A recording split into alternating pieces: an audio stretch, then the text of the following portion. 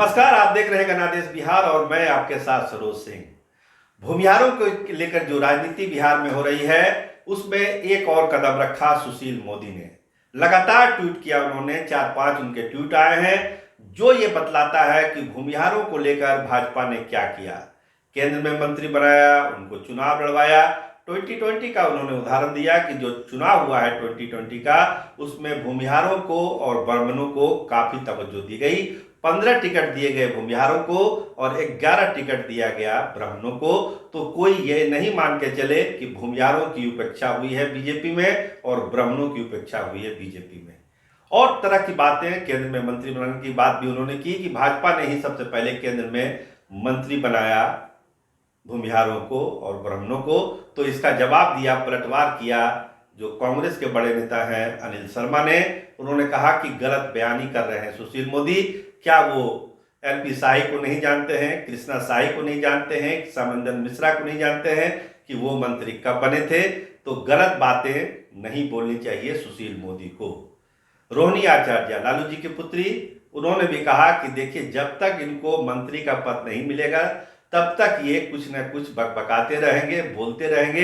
रोहिणी आचार्य के बारे में आप जानते हैं कि वो लगातार सुशील मोदी पर हमलावर रहती है। तो जो टिप्पणी की भूमिहारों को लेकर, उसको लेकर काफी गुस्सा है भूमिहार समाज में। जो भूमिहार ब्राह्मण समाज की कल जो बैठक हुई पटना में, उसमें भी काफी आक्रोश था और सुशील मोदी का जो ट्वीट आया है उसको लेकर समाज को कहना है कि सुशील मोदी गलतफहमी में है, भ्रम ना फैलाएं। भूमिहार और किसी एक पार्टी के साथ बंधा नहीं रह सकता है। जहां उसको सत्ता सम्मान मिलेगा वही भूमिहार जाएगा। इसके अलावा सोशल मीडिया पर भी काफी प्रतिक्रियाएं आई है सुशील मोदी के ट्वीट को लेके। तो सुनिए पहले कि किस तरह की प्रतिक्रियाएं सोशल मीडिया पर आई है, आप खुद सुनिए। हमारे एक फेसबुक मित्र हैं राकेश सिंह, पहले भाजपा से भी जुड़े हुए थे, सुशील मोदी के भी खास थे, लेकिन अब उनकी राह अलग हो गई है। तो एक पोस्ट डाला है जिन्होंने फेसबुक पर, उन्होंने लिखा कि सुशील मोदी जी, आप कब से भूमिहार ब्राह्मण के हितैषी हो गए? आपने तो एक एक कर इस जाति के लोगों को बर्बाद किया। आपके साथ जो हो रहा है आज उसकी औकात 2 कौड़ी की भी नहीं रही है। आपके साथ रहने वाले का क्या हाल हुआ आप खुद देखिए।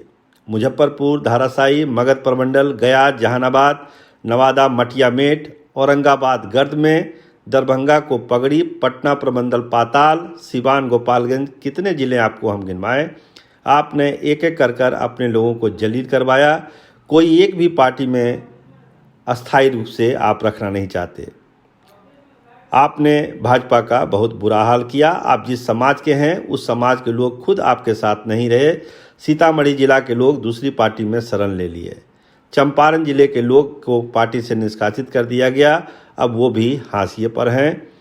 तो इतने कहने के बावजूद भी अगर आप भाजपा के समर्थक हैं और चाहते हैं कि भाजपा आगे बढ़े तो मुझे कुछ नहीं कहना, लेकिन आपने जो किया है वो पार्टी के हित में नहीं है। एक और मित्र हैं हमारे फेसबुक के, विवेश त्रिवेदी जी, पेशे से पत्रकार हैं, उत्तर बिहार में पत्रकारिता में उनका नाम है और वो बड़े सोच समझ के राजनीतिक टिप्पणियां करते हैं।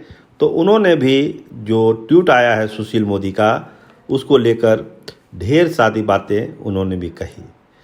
उनका कहना है कि सुशील मोदी जी, आपने जो लिखा है वो उसका आधार क्या है वो मुझे समझ में नहीं आ रहा है कि आखिर किस तरह से ये चीज़ें आपने लिखी है। आप कहते हैं कि भूमिहारों को जो है भाजपा ने काफ़ी कुछ दिया है, लेकिन लगता है कि आप कहीं ना कहीं से गलत बयानी कर रहे हैं। उनका जो पोस्ट है वो इस तरह से है कि बहुत बहुत आभार सुशील मोदी जी, आपने याद दिलाया, एहसास कराया, एहसान जताया कि जाति की राजनीति नहीं करने वाली भाजपा भूमिहार समाज पर कितनी मेहरबान रही है। हालांकि सूबे में भूमिहारों का पर्याप्त वोट नहीं है, फिर भी भाजपा ने कैबिनेट मंत्री बनाया, पर्याप्त संख्या में भूमिहारों को टिकट दिया। मतलब भाजपा को खड़ा करने में भूमिहारों का जितना योगदान नहीं है उससे कहीं अधिक बढ़कर हिस्सेदारी दी। मेरी एक नेक सलाह है, भूमिहारों का लोभ बढ़ता जा रहा है, इन्हें औकात से ज़्यादा देकर मन नहीं बढ़ाइए। ये जाएंगे कहाँ? जैसे इन्हें पटना, महाराजगंज, मोतिहारी, मुजफ्फरपुर, वैशाली से खदेड़ा गया, वैसे ही डंडा देकर इन्हें बिहार से खदेड़ने का समय आ गया है। तो एक तंज किया है विवेक त्रिवेदी जी ने, बड़े पत्रकार हैं उत्तर बिहार के, सुशील मोदी के इस पोस्ट पर। इसी तरह रोहिणी आचार्य जो लालू प्रसाद की पुत्री हैं, उन्होंने भी कहा है कि जब तक इनको कोई पद नहीं मिल जाएगा तब तक ये जाप करते रहेंगे। उनका इशारा सुशील मोदी की तरफ ही था। तो आपने सुना कि कितना गुस्सा है और किस तरह से सुशील मोदी के ट्वीट को लोग जो है ट्रोल कर रहे हैं। तो सुशील मोदी को अब इसका जवाब देना है कि उन्होंने जो कहा है भूमिहार ब्राह्मण समाज के लिए, उसमें कितनी गहराई है और कितनी सच्चाई है। क्योंकि कांग्रेस के जो नेता हैं अनिल शर्मा, उन्होंने कहा कि मैं अब उनको आंकड़े बात बताऊंगा कि क्या क्या किया कांग्रेस ने भूमिहार ब्राह्मणों के लिए, और भाजपा केवल दिखावा करती है। इसके अलावा जो ब्राह्मण भूमिहार समाज के सुधीर शर्मा है, उनका कहना है कि भूमिहारों की राजनीति अब सही दिशा में चल पड़ी है। अभी तक जो भ्रम की स्थिति है वो दूर हो गई है, और हमने जो कल सम्मेलन किया वो ये जतलाता है कि भूमिहार और ब्राह्मण समाज किसके साथ है। एक बड़ी रैली होगी पटना में अगले साल, जिसमें 5 लाख लोगों को शामिल किया जाएगा। 5 लाख लोग आएंगे पटना में। इससे पहले दिसंबर में मुजफ्फरपुर में भी एक बड़ा महाकुंभ होगा, वो इसी साल होगा। तो अपनी तैयारी है भूमिहार वोट बैंक के लिए, भूमिहारों की सियासत के लिए। कौन किसको पाले में जाता है, कौन किसको अपने साथ ले जाता है, इसकी होड़ अब लग चुकी है। लेकिन भूमिहार समाज आप जानते हैं कि कितना होशियार और संवेदनशील समाज है, खासकर राजनीतिक रूप से बहुत ही संवेदनशील समाज।